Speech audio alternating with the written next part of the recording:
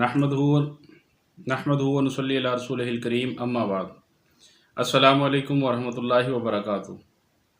नाज़रीन, हमारा आज का मौजू है मुहर्रमुल हराम के 3 अहम तरीन उमूर। इस वीडियो में हम बात करेंगे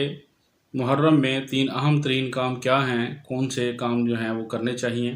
और उससे अल्लाह ताला की तरफ से क्या क्या बरक़ात इंसान को हासिल होती हैं। तो वीडियो की तरफ चलने से पहले मैं दरख्वास्त करूँगा उन अहबाब से जो अभी तक हमारे चैनल पर नए हैं और अभी तक चैनल को सब्सक्राइब नहीं किया हुआ, उनसे गुजारिश है कि बेल के आइकॉन को प्रेस कर दें ताकि उनको आने वाली हमारी हर नई वीडियो जो है वो मिलती रहे। तो अब आते हैं हम अपने असल मौजू की तरफ। तो नाज़रीन, इस महीने की इस्लाम के अंदर जो है वो इंतहाई अहमियत और बरकत और फजीलत बयान की गई है। तो इस महीने के बरक़ात और फजीलत के अतबार से जो अहम तरीन चीज़ें हैं वो बुनियादी तौर पर 3 चीज़ें हैं जो अल्लाह के प्यारे महबूब सल्लल्लाहु अलैहि वसल्लम ने बयान फरमाई हैं और जनाब रिसालत आप मदनी करीम सल्लल्लाहु अलैहि वसल्लम की ज़बान अक़दस से निकली हुई हर बात जो है वो 100% दुरुस्त है। उसके अंदर किसी मुसलमान को एक लम्हा भर के लिए कोई शक व शुबा जो है वो मुमकिन नहीं है। इसलिए जनाब रसूलुल्लाह सल्लल्लाहु अलैहि वसल्लम ने 3 उमूर ख़ास तौर पर इस हवाले से बयान किए हैं। एक जो है वो सबसे पहला और बुनियादी अमर ये है कि इस महीने के अंदर ज़्यादा से ज़्यादा अल्लाह जल्ल जलालुहु से तौबा और इस्तिग़फ़ार की जाए, यानी अस्तग़फ़िरुल्लाह अल्लज़ी ला इलाहा इल्ला हुवल हय्युल क़य्यूम व अतूबु इलैहि कसरत के साथ पढ़ना ये अफजल है, बाबरकत है, बाइसे रहमत है। क्योंकि इस महीने के अंदर इस्लामी एतबार से, तारीख़ी एतबार से अगर देखा जाए तो बहुत सारे इस्लामी उमूर ऐसे हैं जो इस महीने के अंदर अंजाम पजीर हुए, ज़हूर पजीर हुए या मुकम्मल हुए, कुछ भी आप उसको कह लें, जिसमें सर फ़हरिस्त हज़रत सैयदना आदम अलैहिस्सलाम की तौबा का कबूल होना और इसी तरीके से हज़रत सैयदना अय्यूब अलैहिस्सलाम की जो वबा थी, जो मुहलक बीमारी थी, उसका दुरुस्त होना। इसी तरीके से हज़रत सैयदना इदरीस अलैहिस्सलाम को रिफ़अत मकानी अता करना, हज़रत सैयदना मूसा अलैहिस्सलाम को जो है वो उनके दुश्मनों से और फ़िरौन के जो हवारी थे उनसे अल्लाह ने निजात अता की। हज़रत सैयदना याक़ूब अलैहिस्सलाम की बेनाई जो है वो अल्लाह ने इसी दिन जो है वो इसी महीने के अंदर वापस जो है वो उनको अता की। इसी तरीके से हज़रत सैयदना यूसुफ़ अलैहिस्सलाम को एक तवील कैद के बाद अल्लाह ने रिहाई अता की और बहुत सारे उमूर मैंने अर्ज़ किया। हज़रत सैयदना दाऊद अलैहिस्सलाम की सेहतियाबी, हज़रत सुलेमान अलैहिस्सलाम का तख्त बादशाहत पर मुतमक्किन होना, ये बहुत सारे इस किस्म के उमूर हैं जो ख़ास तौर पर इस महीने के अंदर और इस महीने के अंदर भी ख़ास तौर पर उलमा ने लिखा है, मुर्रिख़ीन ने लिखा है कि यौम आशूरा यानी 10वीं मुहर्रमुल हराम के दिन जो है वो मुमकिन हुए। अल्लाह तबारक व तआला ने इस महीने के इस ख़ास दिन को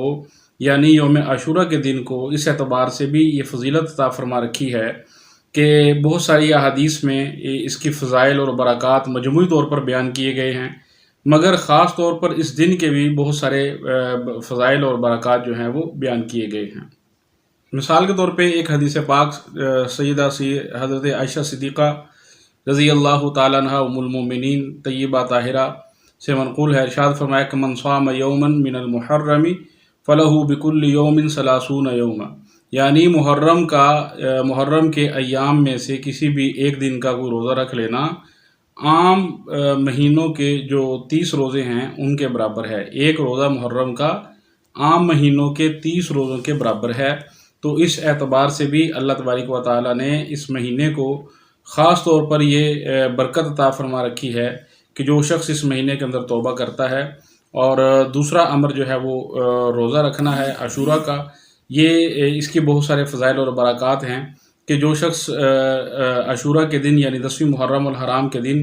रोज़ा रखता है उससे अल्लाह तबारक व तआला जो है वो उसकी तौबा को भी कबूल फ़रमाते हैं और बहुत सारी नेअमात अपनी जो हैं उस बंदे को उनसे नवाजते हैं। जैसे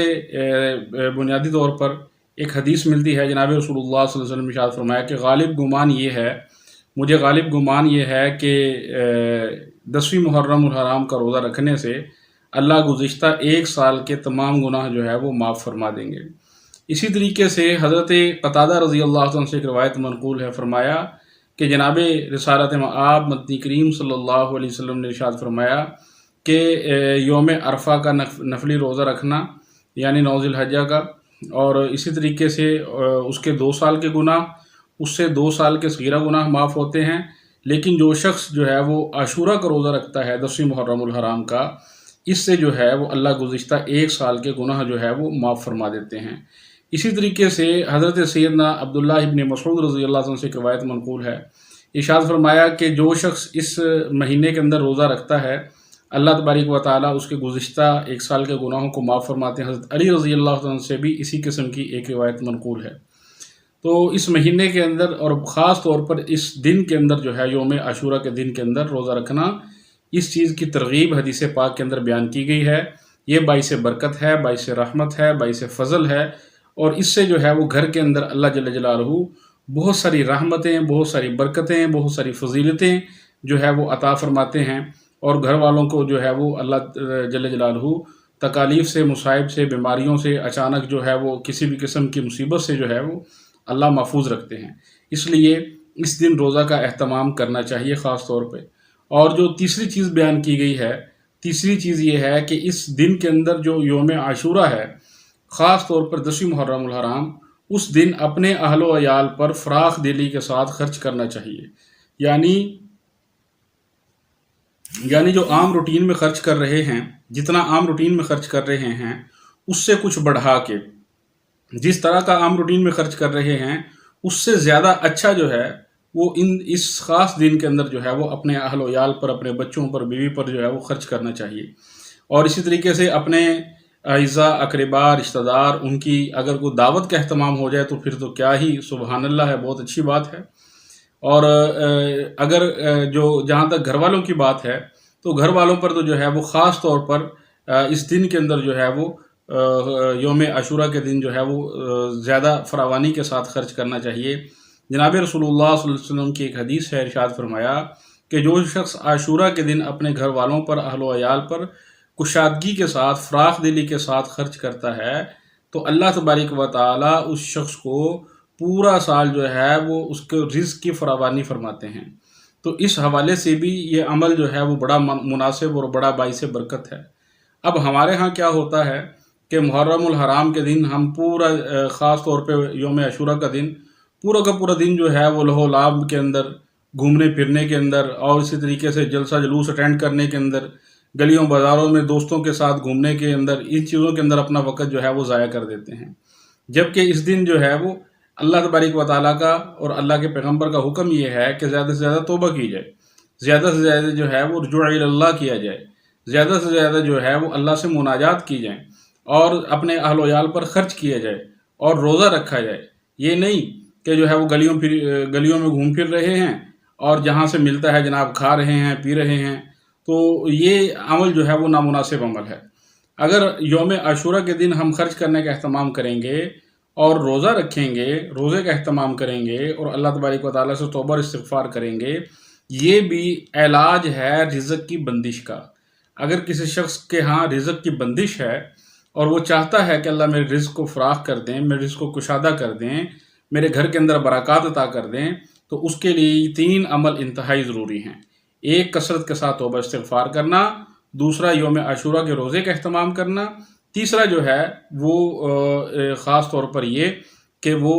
اپنے گھر والوں پر، اپنے عزیز رشتہ داروں پر، اپنے دوست احباب پر، یتامہ پر، مساکین پر، غرباء پر جو ہے وہ شفقت والا معاملہ کرے، مساکین پر شفقت والا معاملہ کرے، اور ان کا جو ہے وہ کھانے پینے کے اعتبار سے ان کے کھانے پینے کا انتظام کرے اور ان پر خرچ کرے، تو اس سے اللہ جل جلالہ جو ہے یہ نفع اور یہ برکتیں، یہ رحمتیں، یہ راحتیں نصیب فرماتے ہیں۔ جو احباب ابھی تک ہمارے چینل پر نیو ہیں، پھر ایک دفعہ درخواست کرتا ہوں کہ وہ بیل کے آئیکن کو پریس کر لیں تاکہ ان کو ہماری آنے والی ہر جو نئی ویڈیو ہے وہ ملتی رہے۔ اللہ ہم سب کا حامی و ناصر ہو، اللہ ان تینوں چیزوں پر ہمیں عمل کی توفیق عطا فرمائے۔ وآخر دعوانا ان الحمد للہ رب العالمین، والسلام ورحمۃ اللہ وبرکاتہ۔